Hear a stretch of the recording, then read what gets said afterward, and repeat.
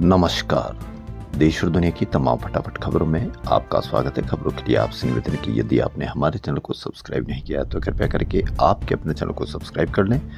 आप सब्सक्राइब करते हैं तो हमें हिम्मत होती है सही और सच्ची खबरें आप तक पहुंचाने की। वरना मीडिया में किस तरह की कैश ट्रांसफर को बहुत जबरदस्त तरीके से कवरेज दी गई थी और बताया गया था कि ये एक टर्निंग पॉइंट है, लेकिन उसी कैश ट्रांसफर से राज्यों की स्थिति खतरे में बताई। पिछले आर्थिक सर्वे में कहा था असर सकारात्मक, आम जनता को पता भी नहीं चल पा रहा कि ये खतरे में है या सकारात्मक है। संसद में गुरुवार को पेश आर्थिक सर्वे में कैश ट्रांसफर योजनाओं को लेकर कड़ी टिप्पणी की गई। सरकार ने कहा है कि राज्य में महिलाओं के लिए चल रही इन योजनाओं से मौजूदा वित्त वर्ष में 1,70,000 करोड़ रुपए का वित्तीय बोझ बढ़ेगा। इनके शॉर्ट टर्म फायदे हैं, लेकिन वित्तीय स्थिरता और मीडियम टर्म ग्रोथ के बारे में भी चिंताएं पैदा करते हैं। अहम यह है कि पिछले साल के सर्वे में सरकार ने कहा था कि कैश ट्रांसफर और लोन से खपत पर सकारात्मक असर पड़ रहा है। इससे ये परिवार बुनियादी जरूरतों और कर्ज चुकाने में सक्षम हो रहे हैं। आम आदमी को पता भी नहीं चलेगा कि यह सही है या वो सही था, सकारात्मक है या खतरे में है। ये तो समय में ही पता चल पाएगा, लेकिन कभी सकारात्मक कभी खतरे में मीडिया जबरदस्त तरीके से कवरेज करता है कि सकारात्मक है और अगर खतरे में है तो उसकी कोई चर्चा नहीं करेगा। सुप्रीम कोर्ट ने कहा कि मासिक धर्म स्वास्थ्य का अधिकार संविधान के अनुच्छेद 21 के तहत जीवन और गरिमा के अधिकार में निहित मौलिक अधिकार का हिस्सा है। कोर्ट ने सभी राज्यों व केंद्र शासित प्रदेशों को निर्देश दिया कि हर स्कूल में छात्राओं को फ्री बायोडिग्रेडेबल सैनिटरी पैड उपलब्ध कराएं, अलग अलग टॉयलेट भी सुनिश्चित करें। कोर्ट 3 माह बाद फिर से इस पर सुनवाई करेगा। महाराष्ट्र के डिप्टी सीएम अजित पवार के निधन के बाद महायुति सरकार ने बड़ा फैसला लिया। अजित पवार की पत्नी और राज्यसभा सदस्य सुनेत्रा को डिप्टी सीएम बनाने का निर्णय किया है। वह राज्य की पहली महिला डिप्टी सीएम बनेगी।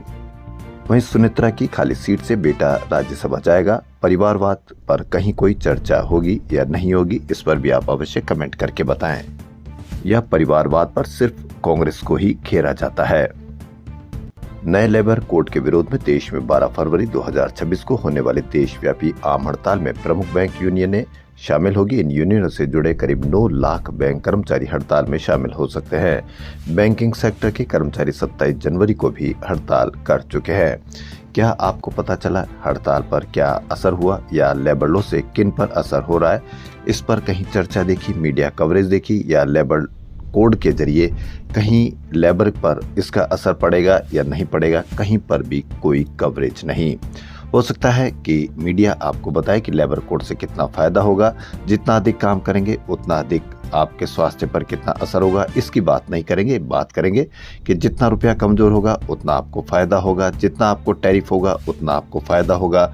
यहाँ तक कि प्रदूषण भी, पिछली आप पार्टी सरकार थी तो प्रदूषण का सारा दोष किस पर था, और जब अलग हुई पार्टी भाजपा सरकार बनी तो मीडिया ने बताया कि असली दोष प्रदूषण किस की वजह से होता है। वहीं बेंगलुरु की real estate firm confident group के संस्थापक और चेयरमैन डॉक्टर सीजे राय ने शुक्रवार दोपहर 3 से 3:30 बजे के बीच खुद को गोली मारकर जान दे दी। घटना उस वक्त हुई जब आयकर विभाग की टीम उनके ऑफिस पर छापेमारी कर रही थी। कमिश्नर सीमंत कुमार सिंह ने पुष्टि की कि राय ने आयकर अधिकारियों की मौजूदगी में अपनी लाइसेंसी पिस्तौल से गोली मारी। सुसाइड के बाद आयकर अफसर घटनास्थल से रवाना हो गए। इलाहाबाद हाईकोर्ट ने शुक्रवार को कहा कि उत्तर प्रदेश में पुलिस अधिकारी जजों, खासकर चीफ जुडिशरी मजिस्ट्रेट पर खास आदेश देने के लिए लगातार दबाव डाल रहे हैं। जस्टिस अरुण कुमार सिंह देशवाल ने कहा कि कोर्ट यूपी को पुलिस स्टेट नहीं बनने दे सकता। अदालत प्रदेश में एनकाउंटर के दौरान पैर में गोली मारने के बढ़ते चलन पर सुनवाई कर रही थी। आपने इस पर कहीं कोई चर्चा देखी कि यूपी को पुलिस स्टेट नहीं बनने देने की इलाहाबाद हाई कोर्ट की यह टिप्पणी किस तरीके से सही है या गलत है? वहीं एनकाउंटर के दौरान पैर में गोली मारने के बढ़ते चलन पर भी आपने कहीं कोई चर्चा नहीं देखी होगी। उससे ज्यादा चर्चा आपने देखी होगी कि हामिद अंसारी ने गजनवी को भारतीय लुटेरा बताया। भाजपा ने कहा बीमार मानसिकता। जबरदस्त तरीके से आपने इसकी कवरेज देखी होगी।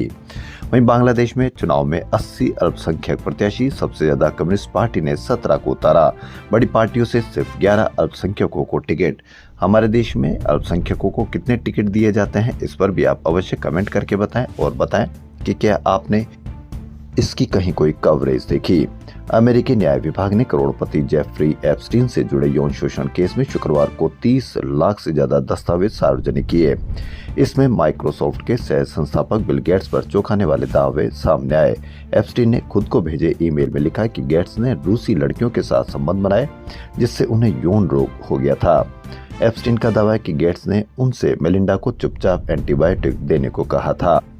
क्रिसमस से ठीक पहले भी विभाग ने हजारों दस्तावेज जारी किए थे। आपको ध्यान होगा कि तिरुपति प्रसादम केस में सीबीआई का खुलासा पशु चर्बी नहीं मिलावटी की, लेकिन पशु चर्बी पर जबरदस्त तरीके की कवरेज की गई थी। पूर्व सीएम जगन रेड्डी की वाईएसआर पार्टी के संयोजक सुजाला रेड्डी ने कहा कि चंद्रबाबू ने प्रसादम पर झूठ बोला था। उनके बयान से श्रद्धालुओं की भावनाओं को ठेस पहुंची थी। अब चंद्रबाबू और डिप्टी सीएम पवन माफी मांगे। सीएम चंद्रबाबू नायडू और डिप्टी सीएम पवन कल्याण ने 2019 से 2024 के दौरान प्रसादम में पशु चर्बी की मिलावट का आरोप लगाया था। इस दौरान आंध्र में जगन रेड्डी की सरकार थी। सुप्रीम कोर्ट ने जांच के लिए सीबीआई के नेतृत्व में एसआईटी बनाई। सीबीआई का खुलासा पशु चर्बी नहीं मिलावटी घी था। देश और दुनिया की तमाम फटाफट खबरों में फिलहाल इतना ही। धन्यवाद।